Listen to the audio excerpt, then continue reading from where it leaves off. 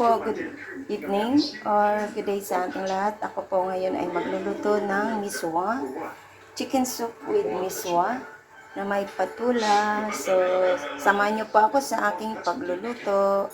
So, ayan, palatan natin itong ating patula.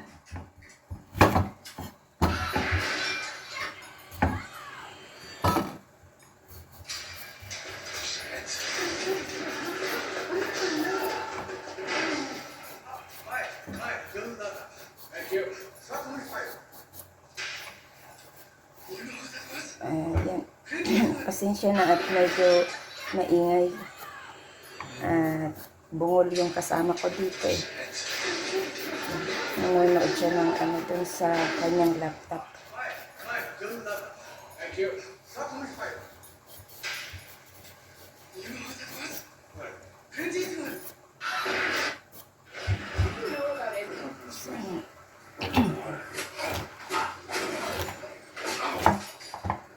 Medyo ano na rin yung patola. At tanda na pala. Pero okay lang siya. You got smart mouth on you, bitch. Oh, shut up. I do not know it.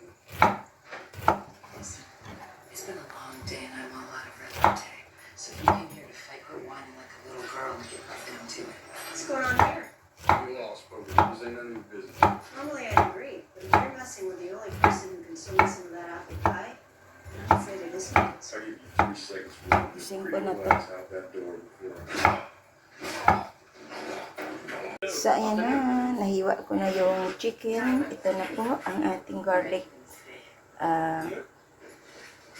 onions, and ginger. Meron po tayong patola at ang ating malunggay at ang ating miswa. So, igigisa na po natin. So, ayan. Nagpainit ako ng kawali. I-prito muna natin dito ang ating chicken. Para maluto siya.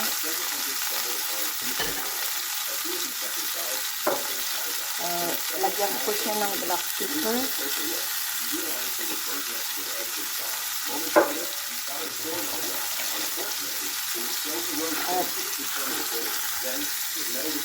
At konting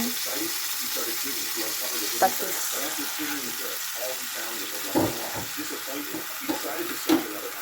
Suddenly, his metal detector beeped again, this time at the wall, using a crowbar.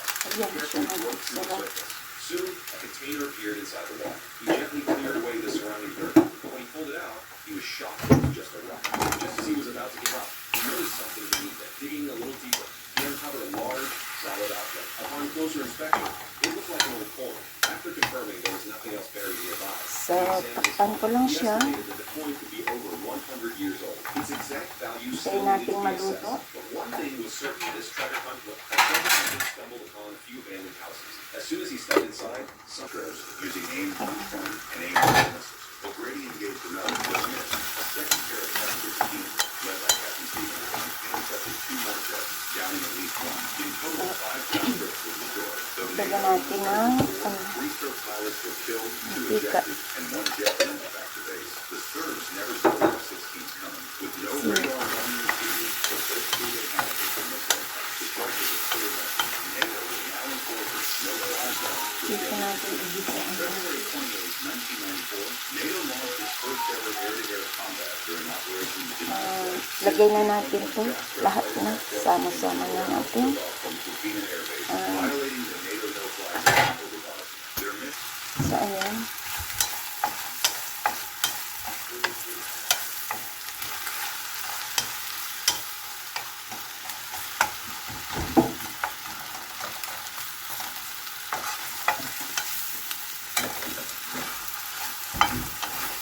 Alat na natin.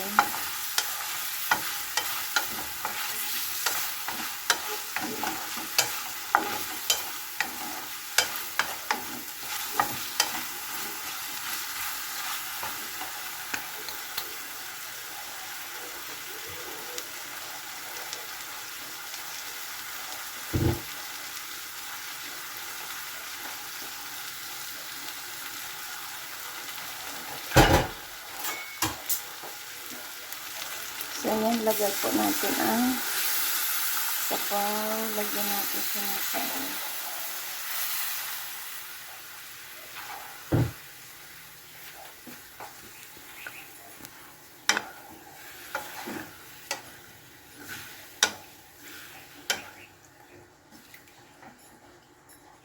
Antayin natin kumulo. So, takpan na lang natin. Ayan, kumulo na. So, I'm sure na ang ating chicken ay lutong-luto. So, dagdagan ko po siya ng patis kasi hindi ko pa siya natimplahan. Ayan.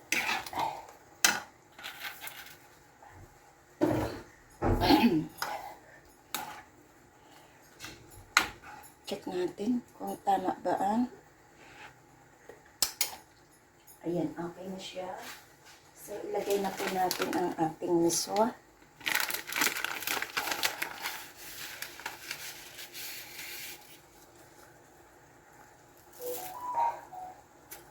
Ayan.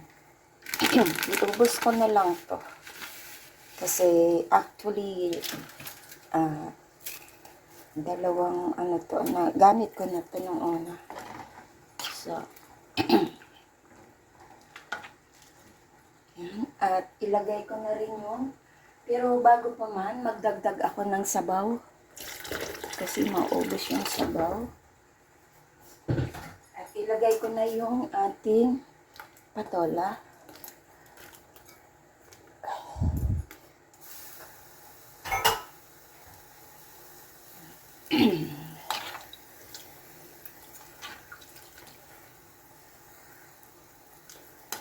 Ewan ko kung kakain ito si Fred.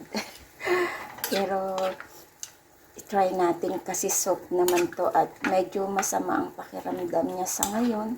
So, dapat ay gagawan ko siya ng arroz caldo. Pero maybe, baka bukas na lang. Or tonight. Yan. Pero hindi kasi namin to mauubos. Kaya, kasi twice a day lang siya nakakain. So, ilagay ko na din yung ating dahon ng malunggay. Nasa inyo po kung lalagyan nyo ng dahon, pwede rin hindi. Ako kasi gusto ko yung dahon ng malunggay. Additional din sa alam na, ang malunggay ay napakaraming vitamina. Mayaman sa vitamina ang malunggay. So, ayan na.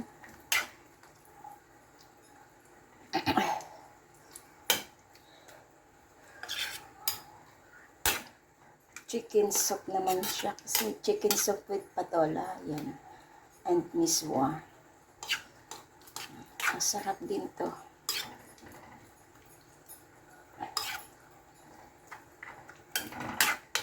Gulay tayo. Kasi medyo pati ako medyo masama ang pakiramdam ko. Kasi kahapon isinaman namin yung kaibigan ng apo ko sa sine ay may ubo. Parang nahawa kami. Nahawa kami dun. Pero okay lang yun. Ganon talaga. Palakasan na lang ng resistensya. So ayan, abangan po natin mamaya. So ayan na, luto ng ating patola. Wow! Yan. Lagyan ko siya ng kaunting hot sauce, chili sauce. Para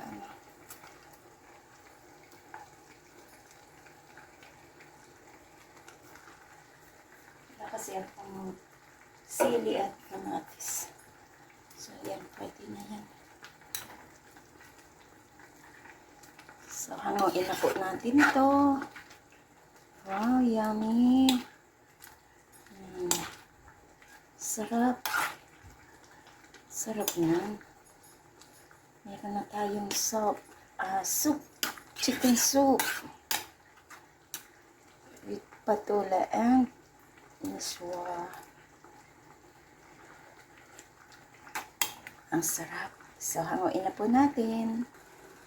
So, ayan na po ang ating chicken soup with miswa and patola with moringa leaves.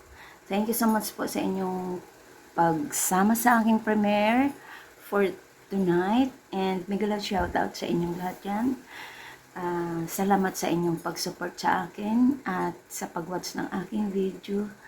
At sa hindi pa po nakasubscribe ng aking channel, please do subscribe and hit the bell button para lagi kayong updated sa aking mga parating na lulutuin dito sa aking kusina. This is Lori's Kitchen. Thank you so much and mega love shoutout sa lahat. Kain na po tayo. Tara, higop tayo ng sabaw. Bye-bye and God bless. Bye!